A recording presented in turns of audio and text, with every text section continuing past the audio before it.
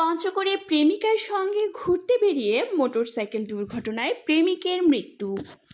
পঞ্চগড়ের বোদায় প্রেমিক প্রেমিকা ঘুরতে গিয়ে মোটরসাইকেল দুর্ঘটনায় স্বপন নামে এক যুবকের মৃত্যু হয়েছে।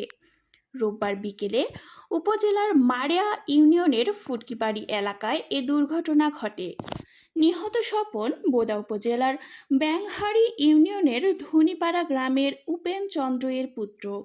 স্থানীয়রা জানান, মাড়িয়া থেকে পঞ্চগড়গামী একটি মোটরসাইকেল ফুটকিবাড়ি এলাকায় পৌঁছলে বিপরীত দিক থেকে আসা একটি ব্যাটারি চালিত অটোরিকশার সঙ্গে মুখোমুখি সংঘর্ষ হয়।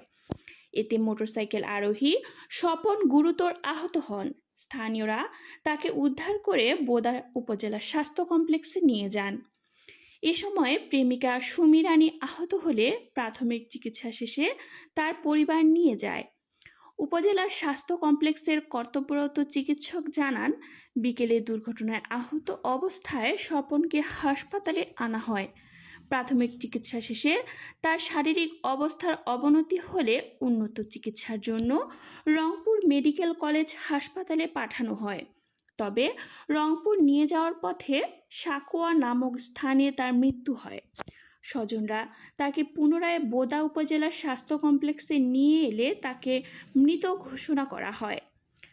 বোদা থানার ওসি সোহেল রানা দুর্ঘটনার বিষয়টি নিশ্চিত করে জানান, মোটরসাইকেল ও অটো গাড়ির সংঘর্ষে স্বপনের মৃত্যু হয়। নিহত স্বপনের খালাতো ভাই জানান, স্বপন ও তার প্রেমিকা সুমি ঘুরতে বের হয়েছিল। পথিমধ্যে দুর্ঘটনায় স্বপনের মৃত্যু হয়। আমার মাসিতো ভাই স্বপন মারিয়া ফুটকিবাড়িতে ঘুরতে গেছিল, তো রোড অ্যাক্সিডেন্ট করে।